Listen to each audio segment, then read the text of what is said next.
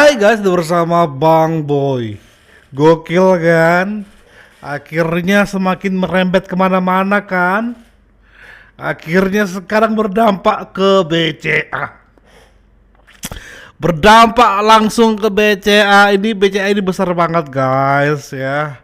Rumah saya aja ini ada 5 orang, 1 bayi. 5-5-nya pengguna BCA. Serem juga ini. Nah, kita bahas dulu perihal BCA yang semakin membuat gelisah nasabahnya. Kita bahas nih dia reaksinya. Jadi ini adalah semua uang pekerjaan OPR saya. Ya, kan yang dimintakan uangnya si Reza Gratis ini kan yang 2 miliar secara cash, 2 miliar sudah dibayarkan secara transfer melalui Juni PSSP desa itu. Lantas Anda kenapa mau mengoper-ngoper ke rekening saya? Padahal kan dibeli, nggak mungkin Anda punya TV di rumah dong? Iya. Punya nggak Anda TV di rumah? Nggak mungkin Anda nggak tahu kasus saya. Kenapa Anda mau mengoper-ngoper rekening saya? Jadi tolong pertanyaan yang lainnya sudah jelas ya. Sudah jelas bahwa saksi ini memberikan informasi ke penyidik atas permintaan dari penyidik. Masalah itu nanti menurut tim penasihat hukum dan terdakwa tidak benar ya. Silahkan disampaikan di pembelaan. Ya, berarti biasanya sudah tidak aman ya. Saya sebagai Mantap. sudah aman. Setelah ini saya informasi beda. Terima kasih. Mantap loh. Sudah cukup.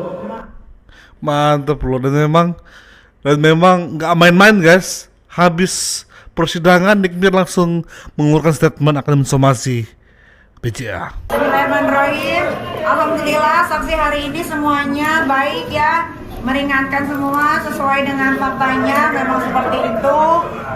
Teman-teman wartawan juga tadi mendengarkan saksi dari Napapak, Pak Bambang sendiri bilang bahwasannya karena saya pernah mempromosikan Napapak dan saya taruh di YouTube saya, channel YouTube dan Instagram saya, dari harga rumah yang saya beli 41 miliar hingga didiskon jadi 33 miliar, berarti harga endorse saya itu hampir 10 miliar gitu kan. Nah, ini yang dipermasalahkan adalah uang 4 miliar. Jadi kalau Reza Gladys miskin nggak punya uang, nanti 4 miliar saya tambahin 1 miliar ya. Jadi jangan terlalu digimanain gitu kasus ini, karena saya malu gitu ngurusin 4M kok sampai satu Indonesia gaduh, polisi semua udah kayak kasus pembunuhan, mafia narkoba, bandar narkoba atau bandar judol gitu. Saya merasanya seperti itu gitu, agak memalukan gitu kasus ini. Ya, kalau masalah uang 4 miliar nggak punya, gampang nanti kita transfer. Ya. Dan banyain, hanya ngomong sebentar aja dia dibayar 10 miliar. Yang lain itu masih banyak bandel nama saya, ada 2 miliar, 4 miliar. Itu endorse-nya Niki semua. Dia apa dia nggak tahu Niki siapa? Bikin malu saja nggak punya uang sebesar. Yang akhirnya dibongkar. Oh iya, itu saya kecewa sekali sama BCA karena kebetulan saya juga adalah nasabah prioritas, boleh ditanya sendiri. Saya kecewa banget karena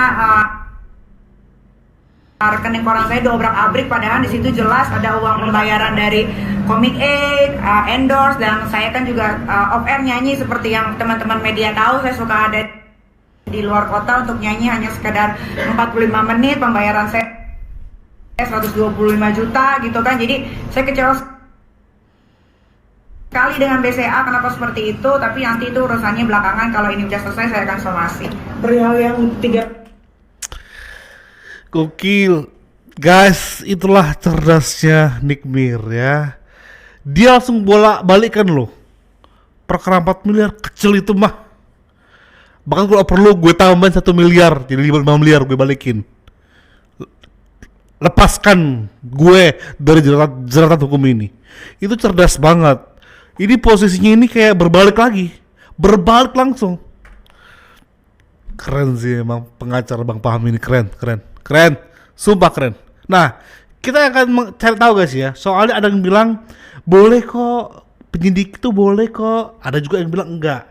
Nah, Bang Boy dapat kesimpulannya. Oke, kita bahas terus guys.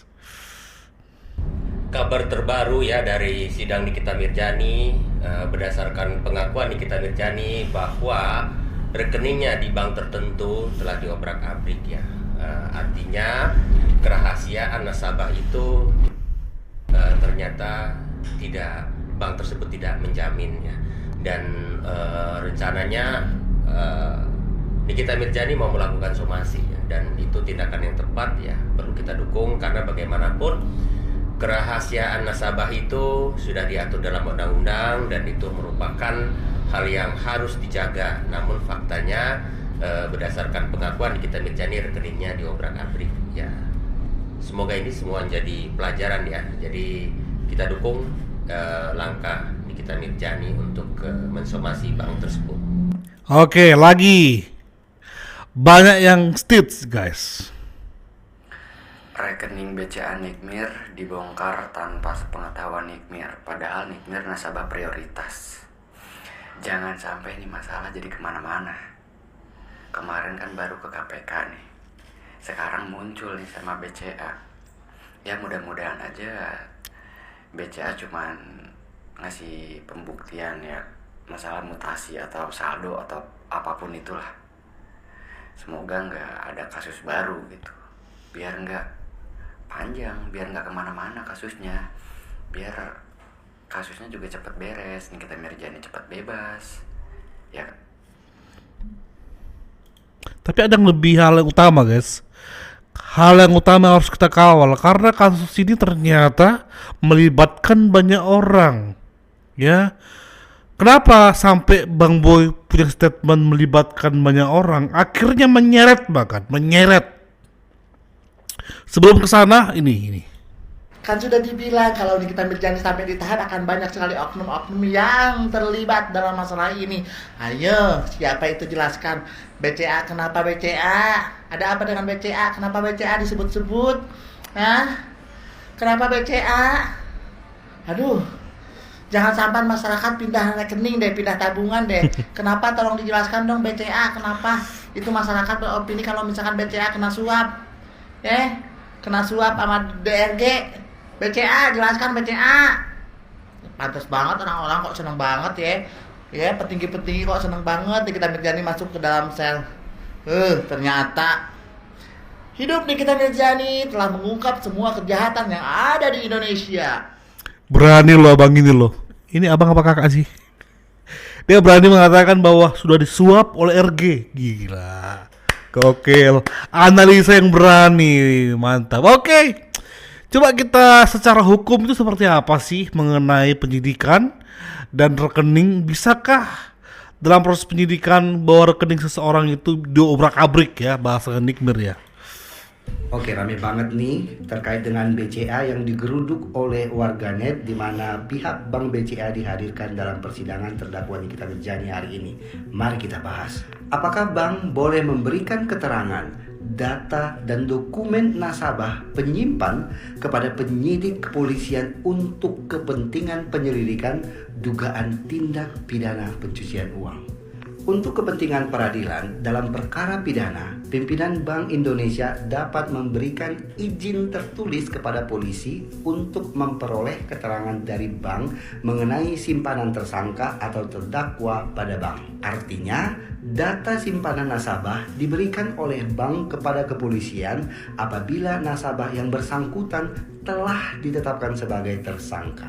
Dalam Peraturan Bank Indonesia Nomor 2/19/PBI/2000 tentang persyaratan perintah atau izin tertulis membuka rahasia bank, bahwa untuk kepentingan peradilan termasuk penyelidikan di dalamnya dalam perkara pidana, pimpinan Bank Indonesia dapat memberikan izin tertulis kepada polisi, jaksa, atau hakim untuk memperoleh keterangan dari bank mengenai simpanan tersangka atau terdakwa pada bank.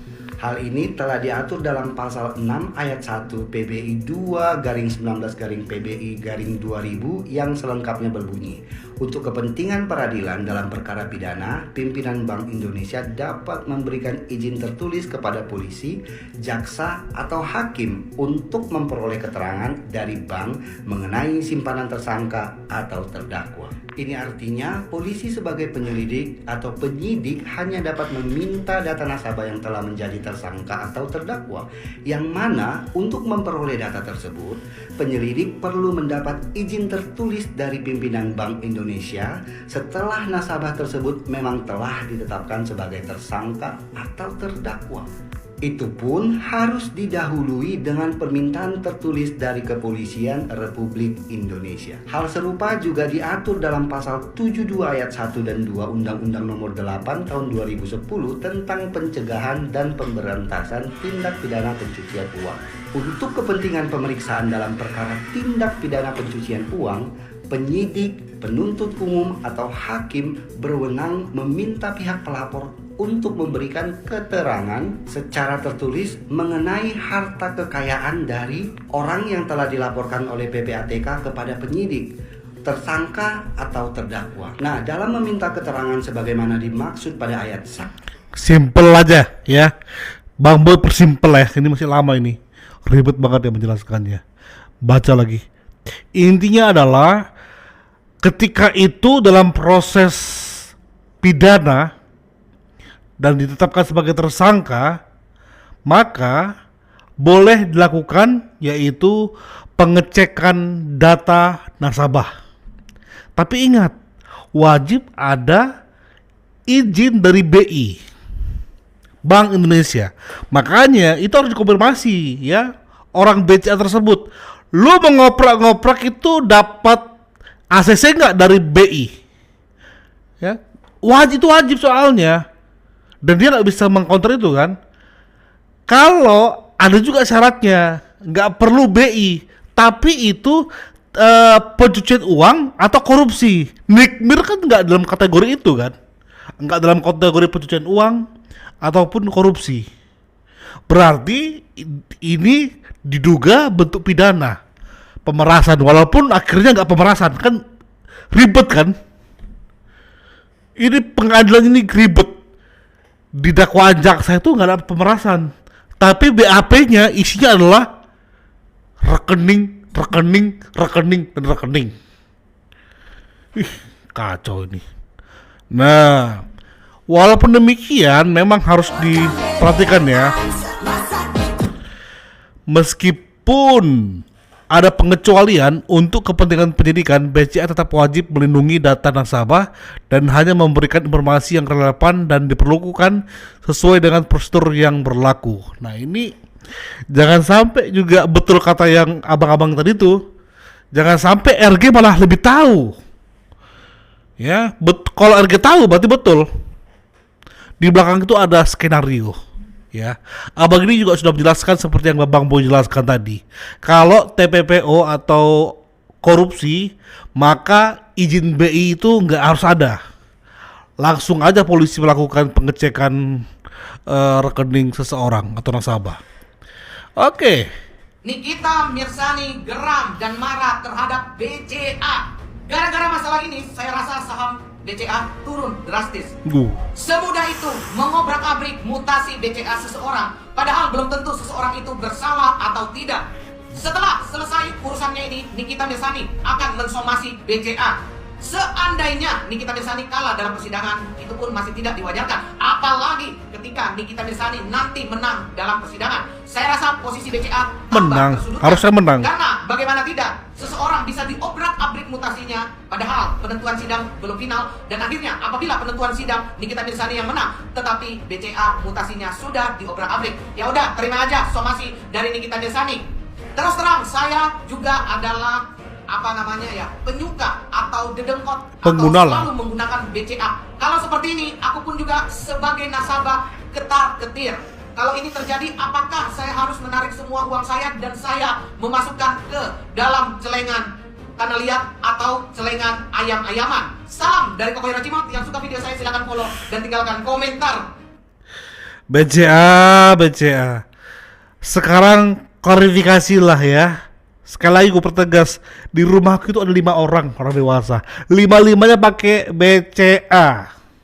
Ya, pakai BCA, pakai M-Banking lagi. Jangan sampai ini jadi skala nasional. Anjlok udah pasti anjlok.